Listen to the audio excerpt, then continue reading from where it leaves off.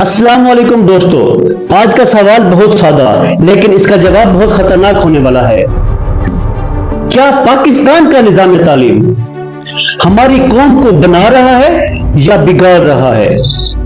Video को आखिर तक देखें ताकि अब आप सारे हक़ाइक़ को जान सकें।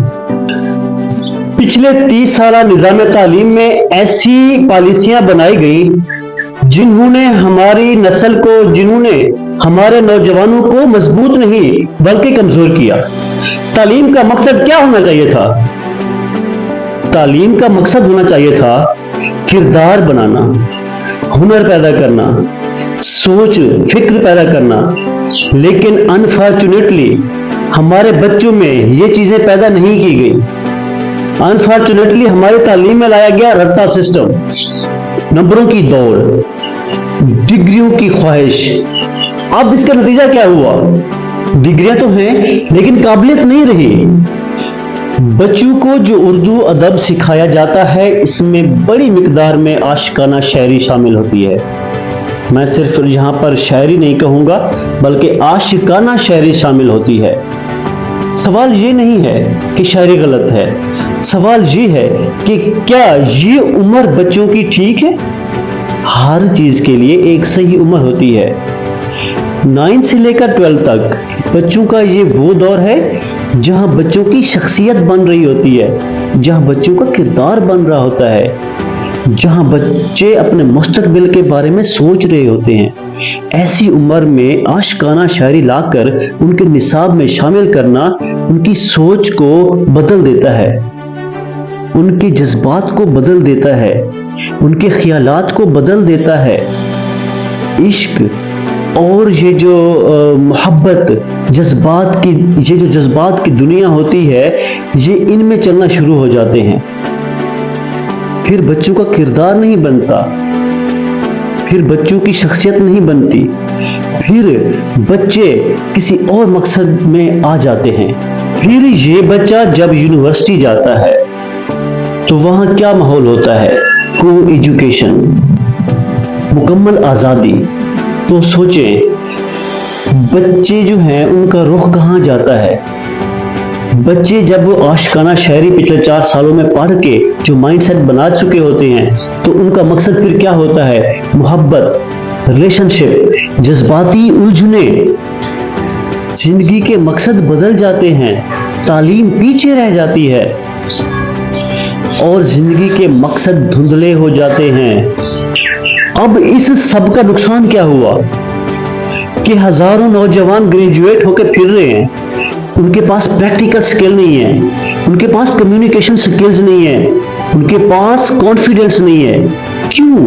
क्योंकि उन्हें सिखाया ही नहीं गया, उन्हें सिर्फ पास करवाया गया है। पास, सिर्फ डिग्रियां दी गई हैं, उनके पास कुछ भी नहीं है। बाकी ना उनके पास इल्म है, ना उनके पास कोई प्रैक्टिकल स्किल्स है, ना उनके पास कम्युनिकेशन स्किल्स है। मेरा अब आप सबसे सवाल है कि कौम कैसे बर्बाद होती है? कोई कौम एक दिन में बर्बाद नहीं होती बल्कि ऐसा ऐसा बर्बाद किया जाता है। एक ऐसी कौम जिसके पास कोई स्किल ना हो, कोई हुनर ना हो, जिसके नौजवान कमजोर हो, तो वो नौजवान नस्ल बर्बाद हो जाती है। और याद रखें, आज हम इसी जगह पर खड़े हैं। अफसोस इस बात का है कि जब हमारा निजाम तालीम ऐसा बनाया गया तो हमारे बड़े बड़े स्कॉलर्स, हमारे वालिदैन, हमारे टीचर्स, हमारे प्रोफेसर्स, किसी ने भी आवाज तक नहीं उठाई कि बच्चों के डेवलपिंग दौर में आशिकाना शायरी शामिल करने की वजह क्या थी। हमारे बच्चे जो मासूम थे, जो किसी मकसद के तहत स्कूल में लाए गए थे, जिनके वालिदैन ख्वाब देखते थे, उन बच्चों को आपने क्या पढ़ाया? आशिकाना शायरी। आपके पास हीरो यानी आपके पास अल्लामा मोहम्मद इकबाल साहब थे, उनकी फैक्ट्री वाली शायरी थी। आपने बच्चों को भी क्यों नहीं पढ़ाया? क्यों आपने आशिकाना शायरी को शामिल किया? जब नौजवान नस्ल को बर्बाद किया गया तो आप सब सो रहे थे। मोस्टली वालिदैन अनपढ़ थे, उनको नहीं पता था, लेकिन काफी वालिदैन ऐसे भी थे जो पढ़े लिखे हैं اور مجھے پتہ ہے ان کا کیا شوق تھا. ان کو پتا تھا کہ ہم اپنے بچوں کو صرف ڈاکٹر اور انجینئر بنائیں گے. اس کے بعد ان کا کردار کچھ بھی ہو, وہ اپنے کردار لیس بھی ہو جائیں لیکن وہ ڈاکٹر ہوں, صرف ڈاکٹر. ان کا مقصد یہ تھا. انہوں نے کبھی غور نہیں کیا کہ ہمارے بچوں کی ڈیولپنگ کی گئی تو کس طرح کی گئی. ایک رٹا سسٹم کے تحت اب آپ کے بچے ڈاکٹر تو بن گئے, انجینئر تو بن گئے, لیکن وہ کریکٹر لیس ہو گئے ہیں. یہی وجہ ہے کہ آج پاکستان کے اندر آپ ہر روز ایسی حیران کر دینے والی خبریں سنتے ہیں جس سے ہمارے عقل چونک جاتے ہیں, جس سے ہم چونک جاتے ہیں. ایسے کام ہو رہے ہیں کیونکہ ہماری قوم ڈیولپ ہی نہیں ہوئی, ہماری قوم کی سوچ ہی نہیں بدلی. ایسا تو نہیں ہے کہ بچوں کو نظام تعلیم میں اسلام نہ پڑھایا گیا ہو, لیکن بہت کم چند حدیثیں اور چند آیات بچوں کو پڑھائی جاتی ہیں. دیکھیں, اسلام پورا ضابطہ حیات ہے. آپ اگر اسلام کو فالو کرتے, اگر اپنے نظام تعلیم میں اسلام کو لاتے, تو آج اپنے بچوں کے کریکٹر کو خود اپنی آنکھوں سے بگڑتا ہوا نہ دیکھتے.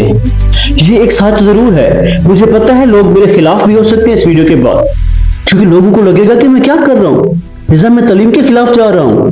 ایسا نظام تعلیم جو ہمارے بچوں کو بنا رہا ہے, جو ہمیں ڈاکٹر انجینئرز دے رہا ہے, ایسے نظام تعلیم کے خلاف جا رہا ہوں. میں غلط ہوں, شاید میں غلط ہوں, لیکن میری بات غلط نہیں ہے. کیونکہ ہم نے یار دیکھیے, ہم لوگ کوئی ان پڑھ نہیں رہے. ہمارے والدین 40% تو پڑھے لکھے تھے, ہمارے ٹیچرز وہ بھی تو ان پڑھ نہیں تھے, ہمارے پالیسی میکر جو پالیسیاں بناتے تھے وہ بھی تو ان پڑھ نہیں تھے. پھر کیوں وہ انہوں نے عاشقانہ شاعری کو, یار آپ لوگوں کی غیرت کو سلام ہے.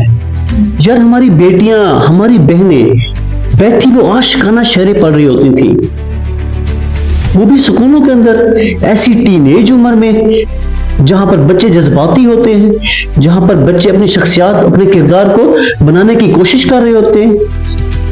ایسی سٹیج جہاں پر بچے خود کو سمجھ رہے ہوتے ہیں, ایسی سٹیج پر آپ نے لا کر رکھ دی عاشقانہ شاعری. یہ بہت غلط ہے. میں شاعری کو غلط نہیں کہوں گا. پاکستان سے بھی پہلے اردو ادب میں شاعری کی جاتی تھی, لیکن ٹھیک ہے شاعری فکر والی ہونی چاہیے تھی. علامہ محمد اقبال صاحب کی شاعری کو شامل کیا جائے کیونکہ وہ بیلنس شاعری ہے, اس میں موٹیویشن ہے نوجوانوں کے لیے, اس کے اندر ایک سوچ ہے, وہ لائیں.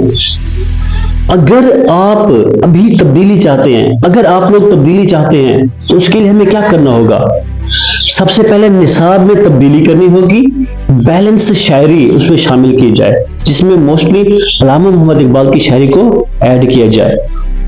ہمارے بچوں کی کیریئر کاؤنسلنگ کی جائے, ہمارے بچوں کے کریکٹر بلڈنگ پروگرامز کیے جائیں سکولوں کے اندر, یونیورسٹیز کے اندر, کالجز کے اندر. ہر بچے کے پاس کم سے کم ایک سکل ہونی چاہیے. میرے دوستو, یہ وقت ہے جاگنے کا. اگر آج ہم نہ بدلے تو ہماری آنے والی نسلیں ہمیں معاف نہیں کریں گی.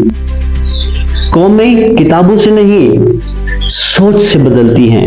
اگر سوچ بدل جائے تو لوگ بدل جاتے ہیں, اگر سوچ بدل جائے تو قوم بدل جاتی ہے. ایسی تعلیم جو انسان کو مضبوط نہ کرے تو وہ تعلیم نہیں, ایک خاموش بربادی ہوتی ہے. السلام.